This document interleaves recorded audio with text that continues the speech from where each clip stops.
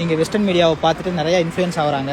Indian மீடியாவுக்குமே வந்து western media என்ன சொல்லுதோ அதை தான் வந்து போடுறாங்களே வெளியே இங்கே ரியல் சுச்சுவேஷன் என்னென்னு தெரியறதில்ல. இங்கே ரியலாகவே நிமோனியா, ஆஸ்மா பேஷண்ட்ஸ் இப்போ அதிகமாக ஆகிறதுக்கு காரணம் என்னென்னா இந்த கிளைமேட்டு தான். இப்போ பார்த்தீங்கன்னா நான் இருக்கிற சிட்டிலேயே பார்த்தீங்கன்னா 0 டிகிரி போகுது.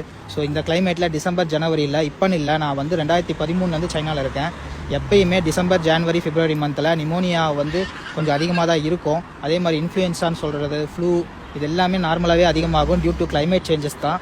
இதை வந்து மற்றபடி இவங்க சொல்கிற மாதிரி புது வைரஸ் உருவாயிருக்கு, திரும்ப பேண்டமிக்கா, லாக்டவுனா, சைனா ஃபுல்லாக லாக்டவுனு, எமர்ஜென்சி அனௌன்ஸ் பண்ணாங்க, இங்கே இருக்கிற மக்கள்லாம் ரொம்ப கஷ்டப்படுறாங்க, சைனா அரசாங்கம் மறைக்குதுங்கிற மாதிரி எந்த ஒரு சுச்சுவேஷனும் கிடையாது.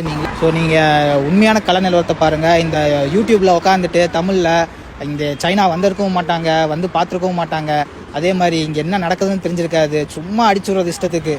ஏன் இப்படி பண்ணுறீங்கன்னு தெரியல. ஏன்னா நீங்கள் சொல்கிறத தான் அங்கே இருக்கிற மக்கள் நம்புகிறாங்க. அங்கே இருக்கிற எங்களோட குடும்பங்கள் ஆகட்டும், இங்கே தமிழ் மாணவர்கள், இந்திய மாணவர்கள் படிக்க வந்தவங்களாகட்டும், எல்லாருமே வந்து அவங்க ஃபேமிலியில் பயப்படுறாங்க. நீங்கள் அங்கே போடுற தேவையில்லாத தகவல் கொடுக்குறதும், அதே மாதிரி யூடியூப் கிடச்சிருச்சு நம்ம தான் பெரிய இது அப்படின்னு நினச்சிட்டு போடுற வீடியோஸை நம்பி அவ்வளோ எங்களோட ஃபேமிலிஸும் பயப்படுறாங்க. இங்கே ரியல் சுச்சுவேஷன் பேடாக இருந்துச்சுன்னா நாங்களே வந்து பேடாக இருக்குன்னு நாங்களே ரிப்போர்ட் பண்ண போகிறோம். நான் இத்தனைக்கும் ஒரு மெடிக்கல் ப்ரொஃபஷன், நான் இங்கே தான் வேலை செய்கிறேன். எனக்கே வந்து பயத்தை உருவாக்குறாங்க. ஏன் இப்படி பண்ணுறீங்கன்னு தான் தெரியல.